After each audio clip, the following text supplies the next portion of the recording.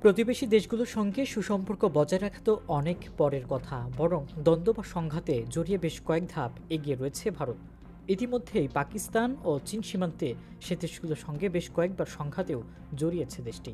তাতে কম বেশি ক্ষতি হয়েছে দুই পক্ষেই।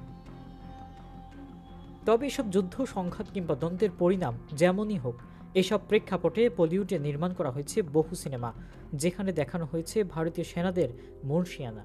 সীমান্তে উত্তেজনা কিংবা কোনো হামলা তা সিনেমার পর্দায় আনতে খুব বেশি সময় অপেক্ষা করে না ভারত।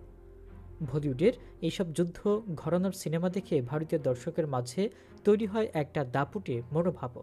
বলা বাহুল্য, পর্দায় যুদ্ধে জেতার ভারতের কথিত এই গৌরব দেখে রীতিমতোই হাসি ঠাট্টায় মেতে ওঠে তাদের পাশের দেশগুলোর দর্শক নেটিজেনরা। তাদের অধিকাংশের মতোই এমন যে ভারতের যুদ্ধ শুধু সিনেমার পর্দাতেই সীমাবদ্ধ। এবারও ভারতের সঙ্গে ঘটা সাম্প্রতিক একটি সংঘাত নিয়ে নতুন সিনেমা আনছে বলিউড।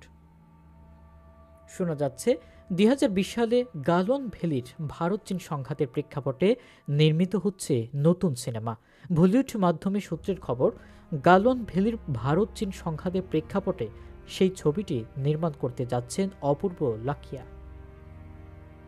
দুই প্রতিবেশী দেশের চাপানেতরের কাহিনী পর্দায় তুলে ধরার পরিকল্পনা করছেন তিনি। এটাও শোনা যাচ্ছে সেই গল্পে দাপুটে সেনা সদস্যের ভূমিকায় দেখা যেতে পারে সালমানকে। হিন্দি ফিল্ম ইন্ডাস্ট্রির অন্দরে চলছে এমনই এক গুঞ্জন। এ নিয়ে নাকি প্রাথমিক পর্যায়ে সালমান খানের সঙ্গে কথাও হয়েছে পরিচালকের। ছবির চিত্রনাট্য নিয়েও নাকি বিস্তর আলোচনা হয়েছে তাদের। ১৯৬২ সালে ভারত চীন যুদ্ধের প্রেক্ষাপটে নির্মিত সিনেমা টিউবলাইট বলিউডে মুক্তি পায় ২০১৭ সালে।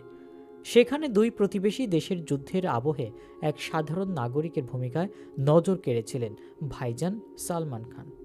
সব ঠিক থাকলে ২০২৫ সালের দ্বিতীয়ার্ধে সিনেমার শুটিং শুরু হবে বলে জানা গেছে।